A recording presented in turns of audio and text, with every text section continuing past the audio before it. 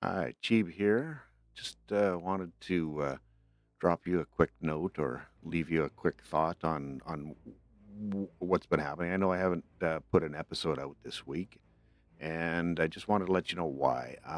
I got really tired of making half-hearted attempts at fixing sound and thinking things were fixed and finding out they weren't. And I spent a fair amount of time this week working on getting levels set properly and making sure that I wasn't overdriving some of the audio, causing the crackling that you heard from time to time. And I think I finally landed on something reasonable. So, what I've done is I re recorded the story from episode 83. You'll find that linked after. Here, and just as an example of where I'm at now with the sound, and I will be recording an episode or two over the weekend. We'll see how that all turns out. Hopefully, it goes as well as this last test has gone. At any rate, thanks for indulging me here and sticking with me. We'll be back on the recording bandwagon here shortly, and hope to see you soon. Cheers. Bye now. Christoph arrived home from the pub and let out a large sigh.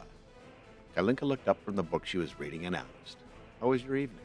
Get enough beer?" He replied, "Almost too much, love. We had to talk Uliov off the ledge."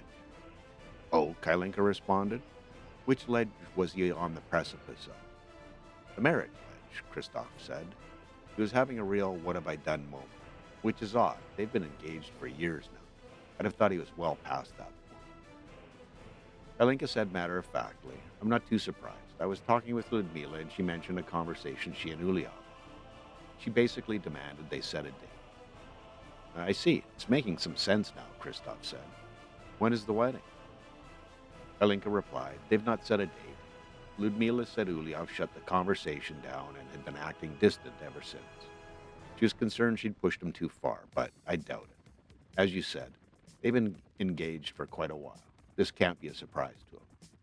Christoph laughed and said, "Maybe not a surprise. Seemed to be more of a shock, to be honest. I gave him some advice and he seemed to settle down after taking a bit of time to consider what I'd said." "Good for you, Christoph," Kalinka said genuinely. "That's what friends do." Christoph was curious about the book Kalinka was reading and asked about it. It's called The Container Principle by Alexander Close, a rather interesting look at the shipping container and how it has affected the way we live and think. He talks about part of our culture in relation to containers, the Matryoshka principle, an object within an object.